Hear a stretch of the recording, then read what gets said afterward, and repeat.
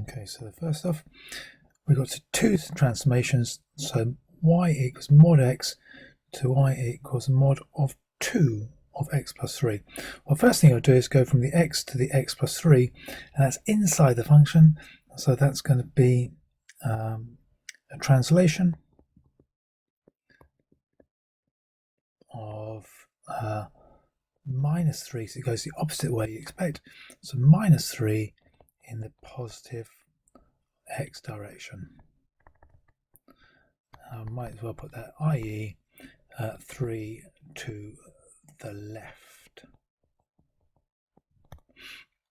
And then it's got to multiply it by 2, so that's you're not replacing the x by that, you're just timesing the x plus 3 by 2, and so that is going to be a stretch, and it's going to be a scale factor of 2 in the y direction. Now 2. You could solve it graphically, but I would probably sort of start it, and I would start with root x is greater than a mod of x, mod of 2 lots of x plus 3, like so, and I would square everything first, so that will give me that x squared is greater than, square this, that would have to square the 2, and then square the x plus 3, and that says that x squared is greater than 4 times by x squared, and I've got that would be x plus 3 times x plus 3, so it'll give me plus 3x plus another 3x is plus 6x, and then plus 3 times plus 3 is plus 9.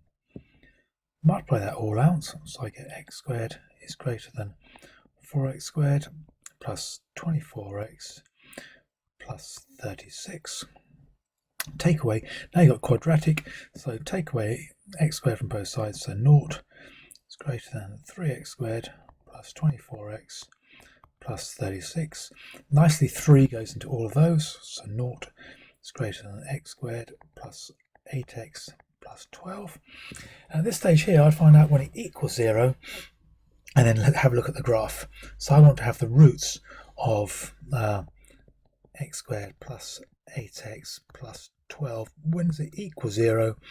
And that will be, if I factorize that, to get 12, it's going to be 2 and 6, isn't it?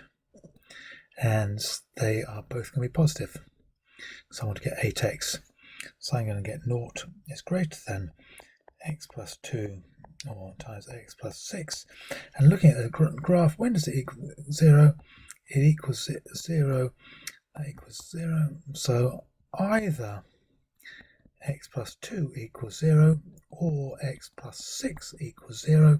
So it says x equals negative 2 or x equals negative 6. So negative 6, negative 2. And the graph is a positive x squared, so it must be u-shaped. And I want to know, when is it less than 0? It's less than 0 all the way through here. So the answer is minus 6 is less than x, which is less than negative 2. And that's my answer. But graphically, when you're solving a quadratic inequality, finding out the roots and then decide whether I want above the axis, below the axis, is the nicest way of doing that. And that's 5 done.